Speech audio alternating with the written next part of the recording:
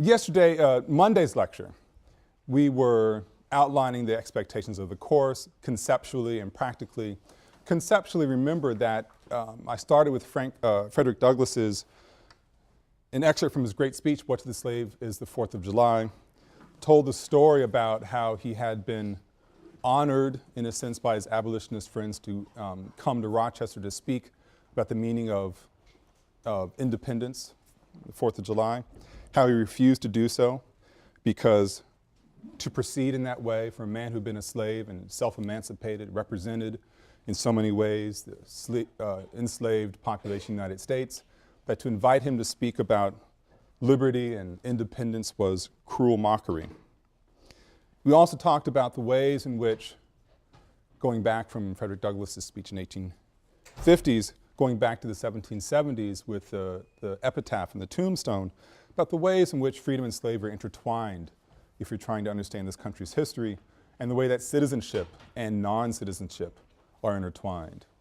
I want to pick up on some of those same themes today, and we are going to be lingering for the most part of this lecture just prior to the start of the Civil War.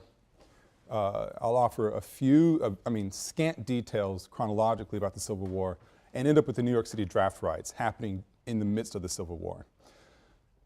And so this lecture is really our jumping off point from a chronological perspective for this course. And as you see by the end of the lecture, some core themes, again, that I articulated on Monday are going to be brought back into focus by the end of this narrative. So I want to begin today's lecture with a poem by the journalist, activist, Underground Railroad host. For those slaves escaping towards freedom, she would open her doors to them. Women's rights activist, anti-lynching crusader, woman by the name of Frances Ellen Watkins Harper. It's a poem written in 1854, the same moment that Frederick Douglass is castigating his abolitionist friends about their understandings of freedom and of liberty and of slavery. The poem is called Bury Me in a Free Land. And I want you to listen. I'm not going to say the poem is high art. It's better than I can do, but it's not high art, I don't think. But think about the images that are crafted in this poem, and sort of the psychological terror represented in this poem as well. Bury me in a free land. Make me a grave wherever you will, in a lonely plain or a loft hill. Make it among earth's humblest graves, but not in a land where men are slaves. I could not rest if around my grave I heard the steps of a trembling slave. His shadow above my silent tomb would make it a place of fearful gloom.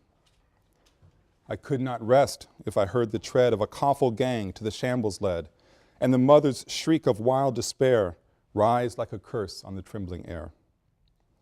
I could not sleep if I saw the lash drinking her blood with each fearful gash, and I saw her babes torn from her breast like trembling doves from their parent nest.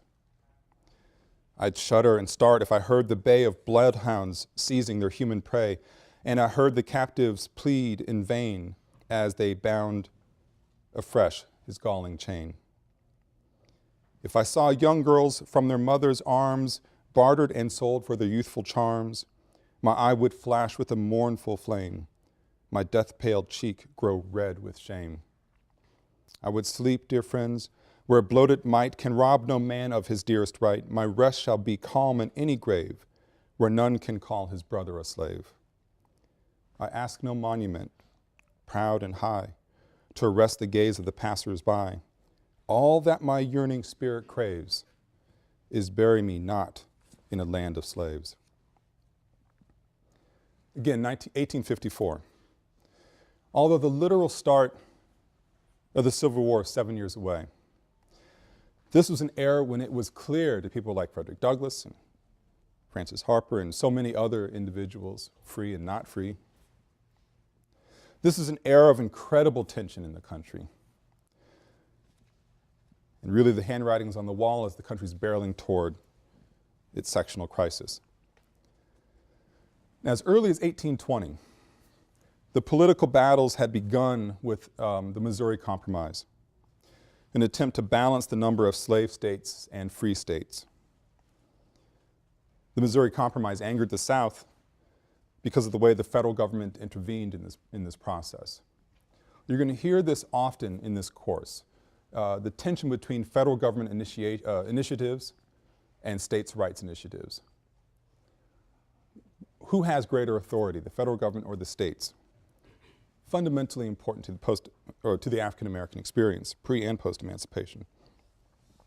So in 1820, you had the Missouri Compromise balancing free states and slave states, so neither would have an advantage in the federal government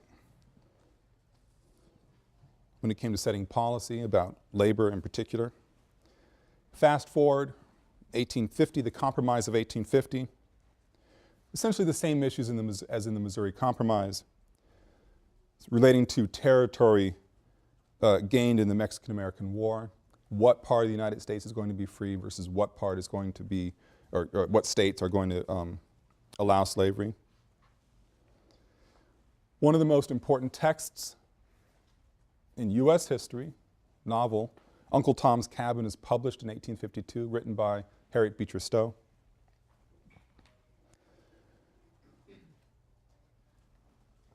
Quite a long time before Oprah's book club, the book sells in numbers that are astonishing. 300,000 copies of this text are put into print, and eventually over 1 million copies are sold. This is in 1852. The numbers are sort of incomparable to today. The importance of the book is that it galvanizes through this very sort of romantic and sort of treacly novel. It reads it's an interesting read in our contemporary ears. But it galvanizes so much of Northern opinion about slavery, and frankly helps pull this country apart, looking backwards. In 1854, you have the Kansas-Nebraska Act that wipes out the Missouri Compromise of 34 years earlier and starts a bloody war, and essentially a civil war within Kansas about whether we're going to have slave territories, slave states, or free states in these areas. Out of the battles in Kansas, the Republican Party emerges, didn't exist before, and it would become the party that was most sympathetic to the African Americans' interests in becoming free, in having citizenship rights. It becomes the party with which blacks would affiliate until the mid-1930s. Now, this takes us up to around 1857. Again, I'm fast-forwarding through a lot of history here just to get to some of the main themes of this lecture. So the country is being ripped apart through a variety of federal and state legal battles about where people can be free and where they cannot, what states can support slavery, recognized as being legal. During all these battles, a court case is winding through the system, a legal case, and it's finally decided in 1857 by the Supreme Court. Scott v. Sanders, more famously the Dred Scott case. Now, it's a complicated case, which I'll reduce to its simplest forms.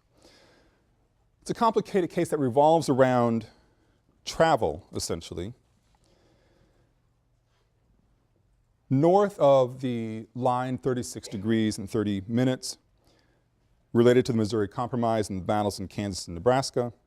North of that line, the country these are free states. South of the line, you're in slaveholding territories. Dred Scott lives on both sides of this line. He's a slave. Sorry if I didn't make that part clear.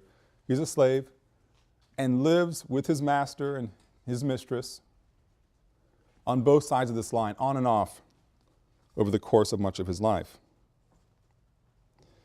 And for much of a decade, he's living in free territory. When his master dies in 1846, Scott sues for his freedom on the ground that he had been living in free territory. You can't own me. I've been living in a place that doesn't recognize that status. So he sues in court. The courts go back and forth until the Supreme Court issues the final decision in 1857. 11 years have transpired since the original suit. And in the course of these cases the decisions going back and forth, Dred Scott and his family, if you can imagine it, have been emancipated, re-enslaved, emancipated, re-enslaved, depending on the court's decision. He's living a life in a terrible, a limbo that we really can't imagine.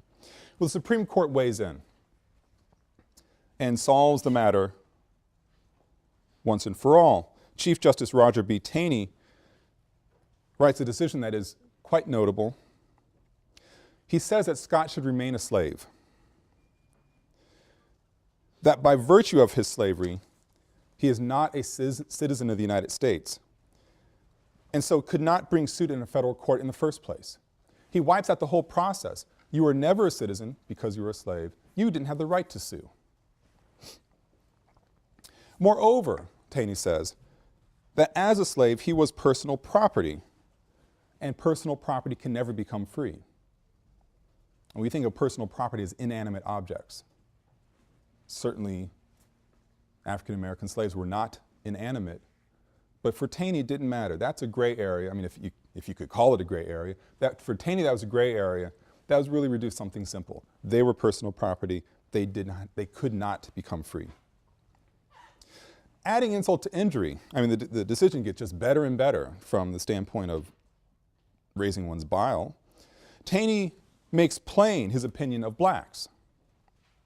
They were, he offered, and this is a quote, so far inferior that they had no rights which a white man was bound to respect. They were so far inferior they had no rights which a white man was bound to respect. So in one decision, he eliminates even the chance from a legal standpoint that you could sue if you had been slaves. Says that's not even a possibility. Furthermore, your property, you weren't free ever. And now we shouldn't even respect you anyway because you're so far inferior. Taney's decision, building upon the legislative battles of the previous 37 years at that point, building upon the tension that's exacerbated, I suppose might be the right word, with Uncle Tom's Cabin. Taney's decision helps move the country closer to civil war because it infuriates anti-slavery advocates. On so many levels of his decision, he has made the wrong choice, philosophically, ethically, and legally, according to anti-slavery advocates. The new Republican Party, which was opposed to the expansion of slavery. Now notice, it's the expansion, not wiping it all out. Things take time. The Republican Party, which was opposed to the expansion of slavery, criticized the decision. There's a postscript to this. In 1857, we don't want to lose sight of Dred Scott himself. Scott's mistress, his master's widow, Dred Scott's mistress remarries and gives Scott and his family their freedom. Now, why she couldn't do this 11 years earlier is a mystery that, only she could answer, I suppose. But she gives him and his family their final freedom. And if you remember the epitaph from Monday, the painful, bitter irony of the whole process, just like John Jack, not long after he buys his freedom, he dies. 1 year after Dred Scott finally gets his freedom, an 11-year battle in the legal system. 1 year later, he dies from tuberculosis. It's a bitter coda to a life of struggle. So Dred Scott dies in 1858. Continuing this march, 1859, John Brown, a former principal of a seminary where Francis Harper, whose poem I read to you earlier, the principal of the seminary where Francis Harper worked, becomes an evangelizing zealot against or for anti-slavery causes. Slavery is inhumane. It's unholy, according to John Brown. And he recognizes, or he believes, the way to solve this problem, since the legal process isn't working, since the process of moral suasion isn't working, is to get guns.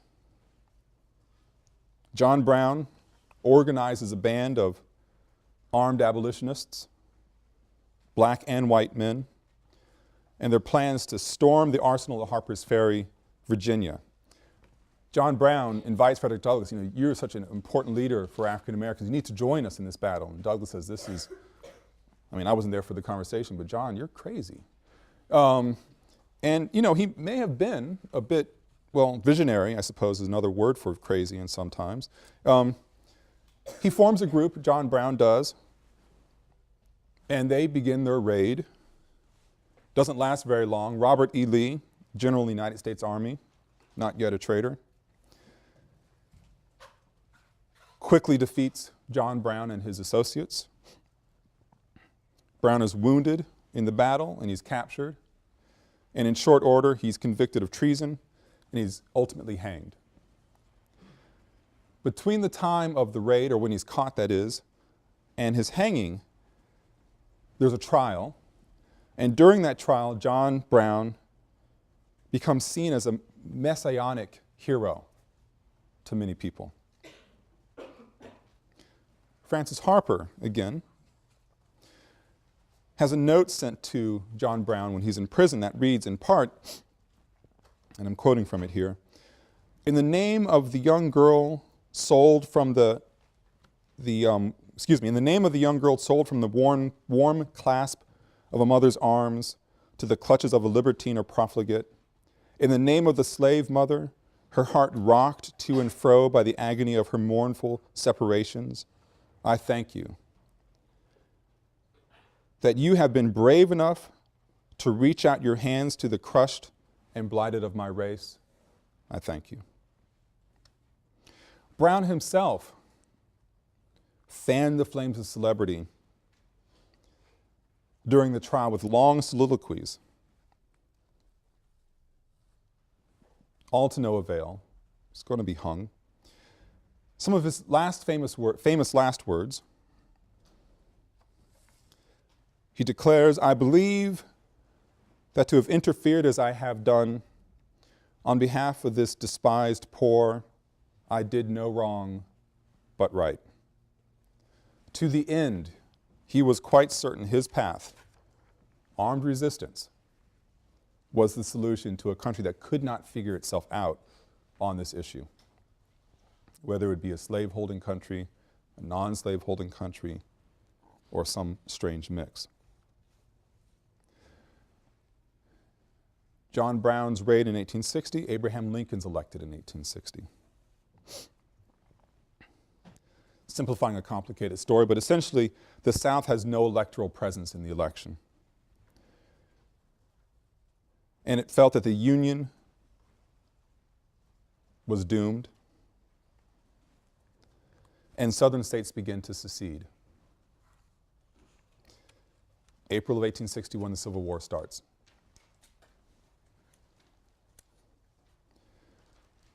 Lincoln wants to preserve the Union at all costs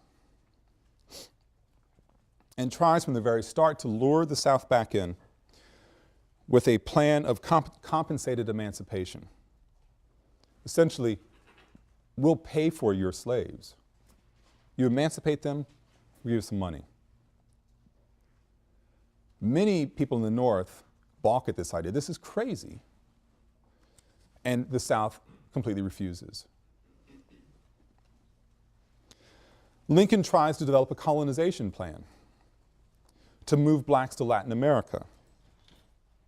Now, this is part of a longer tradition. Lincoln didn't just create an idea of like solving the race problem by getting rid of the race. This has been going back at this point through colonization societies, 30, 40, 50 years. And then in terms of individual ideas, much longer. But Lincoln thinks, well, this is a solution. We've got a problem with slaves. Slaves are black in this country. There's also Native American slaves, but a much smaller population. We'll just move them. That plan doesn't work out either. Now, Lincoln has an evolutionary viewpoint when it comes to slavery.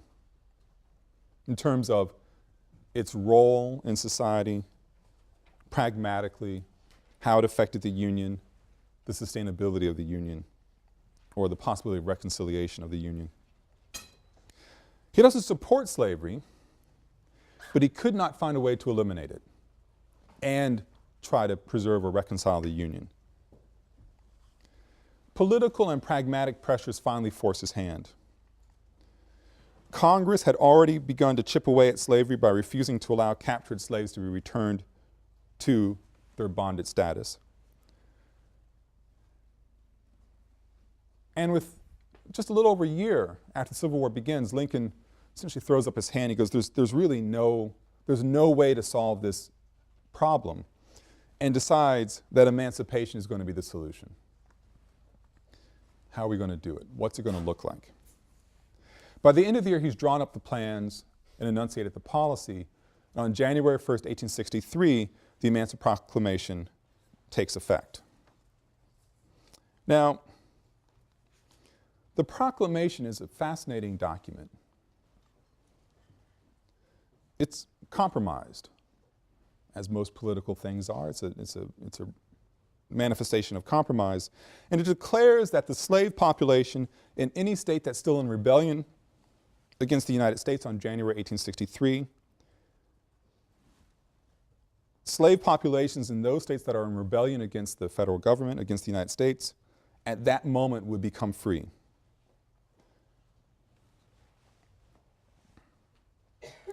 Now, what does this mean? It means, curiously, not much in a practical sense.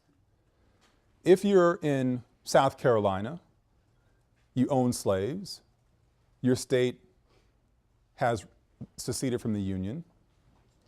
Lincoln says on January 1863, you don't own the slaves anymore. Well, if you're in South Carolina, you don't care what Lincoln says. You still own your slaves. In Maryland, though, which sided with the Union, if I had a plantation and owned slaves and I was in Maryland, my state is not in rebellion against the U.S., I still own my slaves. Now, slavery in Maryland is different from slavery in South Carolina on the level of type of slavery and also scale of it. So in terms of literally freeing people, the Emancipation Proclamation doesn't. It is still one of the most important documents in the history of the United States. Because when you think of politics, there is the literal effects and there's the philosophical or cultural, symbolic effects. And you think of the Emancipation Proclamation in that way, it is an astonishing document.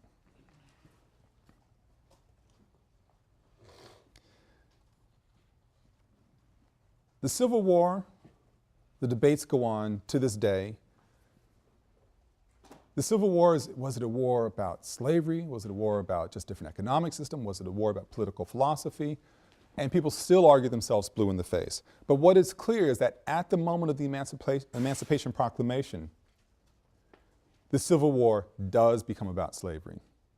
Even if you were fighting it for some other reason, the stakes are very real. That if the North wins, if the Union wins, slavery will be abolished from the United States.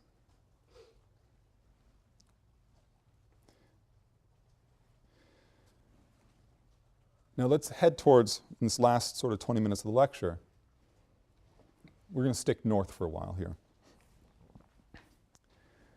Now the war is about slavery, at least in this sort of cultural politics of the moment. It's a miserable war. The South and the North are beating themselves up to a pulp, certainly. And Lincoln faces a problem. The Union troops face a problem. They don't have enough people. As we head through the winter of 1863, Lincoln decides he has to try to find a way to raise the number of troops that are available to fight in this war. And you have the Conscription Acts being passed and going to take effect in March of 1863.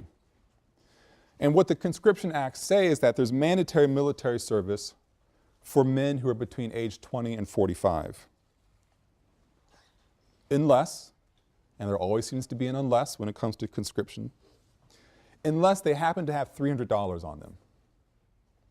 If you had $300, you can buy yourself an exemption. It's a long history of that in this country, many other places. The history is still with us today. Political leaders bought their exemption. It's, you know, it's called Daddy's a powerful political figure, I will not go to war. Conscription Acts of March 1863 said if you were between 20 and 45 and you were a man, you had to serve, unless you could fight for $300. Well, $300 is a huge sum of money, 1863. So no surprise, the wealthy gave their money and they were exempt. Most of the country wasn't wealthy. This is a way to raise troops and also raise money. They needed both. There was an unintended effect.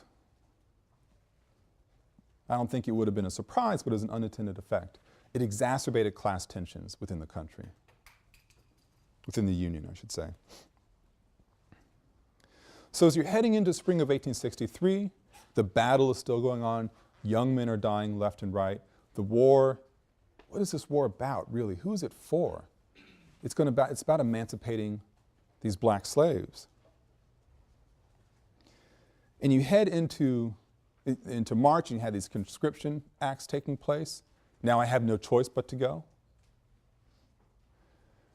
Then you head into the summer and these tensions, wondering what the war is about, not having the resources to get out of risking one's life for something you're not sure if you even believe in.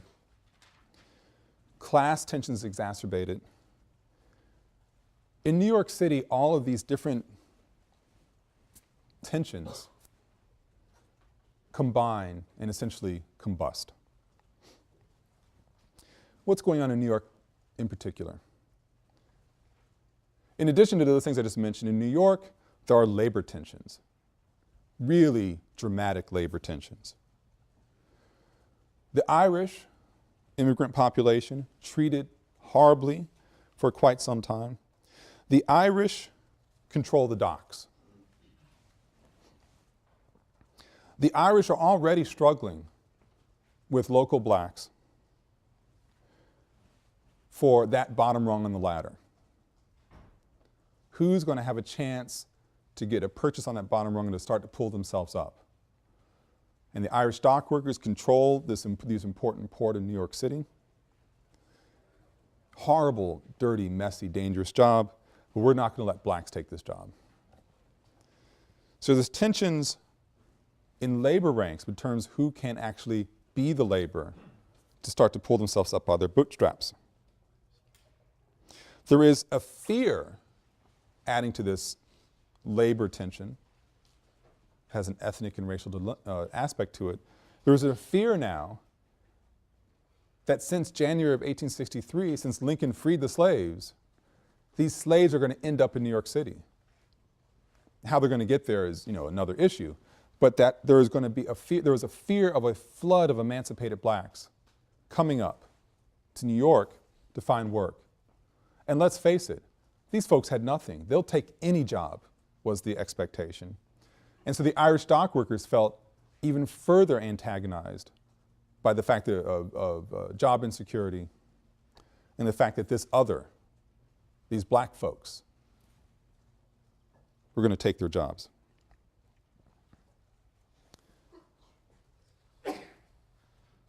Now, as I said before, the Irish, many of them are brand new to this country. They're scrambling to secure their own place as citizens in this country. Looked down upon, treated terribly by other groups. And they believed, aside from wanting to keep these jobs, that their claim to citizenship rested in part, at least, upon the fact that they were not black. This is a very important point. It's not that it's just about a job, but about belonging. Irish treated like, there would be signs in the stores, no Irish or dogs allowed in. Blacks already weren't allowed in, but no Irish or dogs. The Irish are treated horribly. And so they realize, well, as long as they are not like that person, those people, that person, those people being black, having been emancipated, whether they were actually ever a slave or not, they are tarred, in a sense, with that same label, criminal enslaved people. People who weren't citizens in many people's minds. The Irish workers say, well, at least I'm not that, so I'm moving up the ladder. So you take emancipation, you take the Conscription Acts, which are certainly affecting the Irish more than any other population in New York City. You take the fear of emancipated blacks coming up and taking jobs away from the Irish dock workers, and it makes it plain that the Irish now feel incredibly compromised. Everything they'd fought for might be in danger of slipping away. Their freedom, as I mentioned when talking about John Jack and Citizens of Concord in 1773, Irish workers' freedom was incumbent upon blacks' slavery. They're intertwined. Now we're into July of 1863, after setting all this stage. On July 11th, the first lottery is held for conscription. So we've had this plan, now we're going to make it real. And within 2 days, mayhem ensues.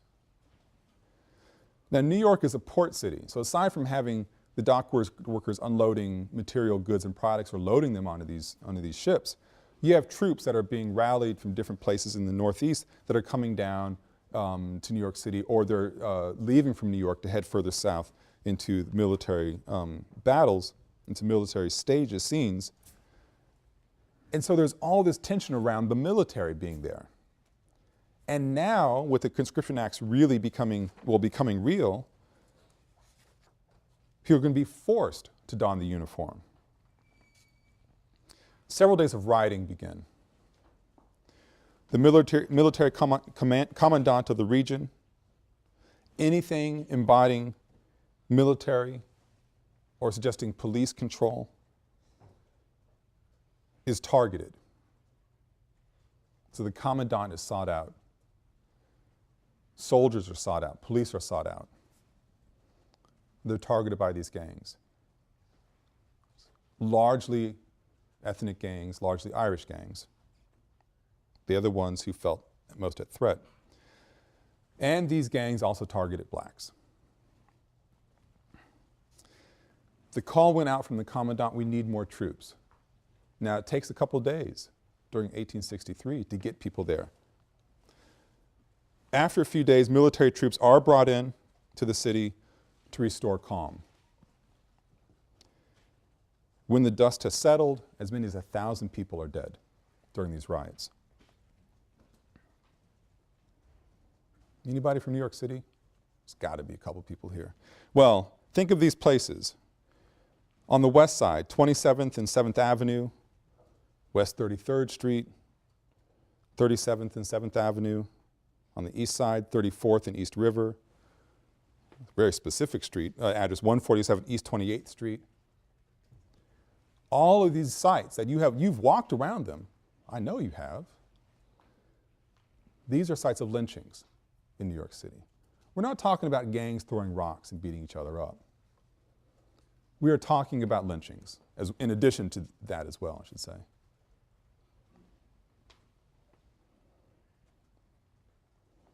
In total, 11 people are lynched during the several days of riots. A few examples: Joseph Reed,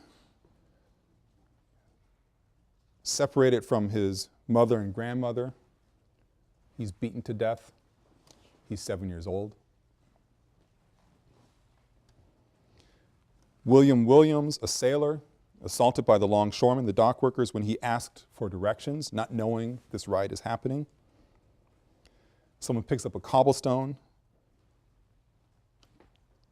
hurls a stone at him. Someone else stabs him. Crowd cheers. And they start chanting. And I'm sorry to use the language, you'll be hearing it several different times in the course, but this is just the history of it all. Start chanting, "Don't hire niggers, don't hire niggers." Labor and class all intertwined, and certainly citizenship as well. The Colored Orphanage, a very large building there to take care of abandoned children. The crowd sees this place as a site of threat. I guess you'd say it's threat, but something given to blacks that the Irish didn't have the benefit of. And they decide they're going to set the orphanage on fire. Thankfully, word gets to the orphanage in time and they were able to escape out the back as the building is torched. So the colored orphanage is burned to the ground. One story is particularly illustrative, not a happy story, of course. On the third day of riots, Abraham Franklin, a disabled black coachman, and his sister Henrietta were pulled out of their boarding room. There's one thing I forgot to mention that's important thinking about this particular setting. Blacks and Irish were at each other's throats through this process, but they're living in the same areas. They're interacting all the time. And that's what makes this story that much more horrific in a sense. Many Irish, I don't want to paint entire groups, many Irish and blacks got along perfectly fine and certainly commingled in every way that you can imagine that word being used. Happily, passionately, or angrily, you name it. But they were living in these are their own neighborhoods. Abraham Franklin and his sister Henrietta are pulled out of their boarding room. Henrietta is beaten while Abraham is hanged. Federal troops who have now coming into the city trying to quell the riot as it moves to different places. Federal troops arrive and they cut down his body. It's too late to save his life. Troops break up the crowd and then disperse, heading off to another flashpoint. The rioting crowd rehangs the body and they start chanting. Just as you had William Williams being murdered to chants of "Don't hire niggers," inflammatory declaration. In Abraham Franklin's case, you have chants coming out from the crowd, inflammatory in a different way. They rehang his body to chants of Jeff Davis, Jeff Davis. What does this mean? They're praising the President of the Confederacy, Jefferson Davis. So you have Irish workers living with other African Americans, certainly, feeling threatened that their citizenship is at stake, deciding they're going to take out their threat and feeling they might be conscripted into the military, likely would be. They decide to take out their anxiety, fears, and anger on the colored orphanage, on 7-year-old boys, on sailors, on disabled black coachmen. And they're going to honor the idea of keeping people out of unions, don't hire niggers, and they're going to honor, curiously, the presidency of the Confederacy, president of the Confederacy. So Abraham Franklin is hung, body cut down, he's rehanged, and then later on, after the crowd disperses to do something else, somewhere else, a 16-year-old Irish butcher cuts down Franklin. Maybe his body will finally be put to rest. No, in fact, the butcher decides to drag his body through the streets as a trophy. In so doing, I claim, marking his own claim to citizenship on the dead body of a crippled black man. Now, what's the point of all this narrative? The point of this is that we can see in the crucible of the Civil War a very clear picture of what it means to be a citizen and what it means to be American. It's a foundational question for this class, as I mentioned in Monday's lecture. Douglass questioned the sanctity of July 4th, that great cultural marker of freedom. Why would you bring me here, representing a people who only know slavery? Harper, the poet and journalist, activist, makes clear how blind people were to the psychological anguish of slavery, children being torn from their mother's breasts. The Dred Scott case is explicitly about who could be a citizen of the United States. Taney didn't think any slave could be a citizen. They're too inferior and they're property. The political turns made out of necessity, and this is very important, made out of necessity in the Civil War, made it absolutely plain to people like Abraham Lincoln, who starts to decide to change these policies, made it absolutely plain that citizenship was going to be linked to freedom, and that freedom was linked to race. The connection is certainly there in terms of social, cultural forms. It's there in political forms. It is tangible. As soon as he signs in to being the Emancipation Proclamation, and in the fallout through the Conscription Acts and the New York City draft riots, it is real. Citizenship is linked to freedom. Freedom is linked to race. The tensions between all of these linkages are made really quite perfectly clear by those people who are rioting in New York City. And I really think made abundantly clear when Abraham Franklin was dragged to the streets of New York by his genitals. Thank you very much. I'll see you on Friday.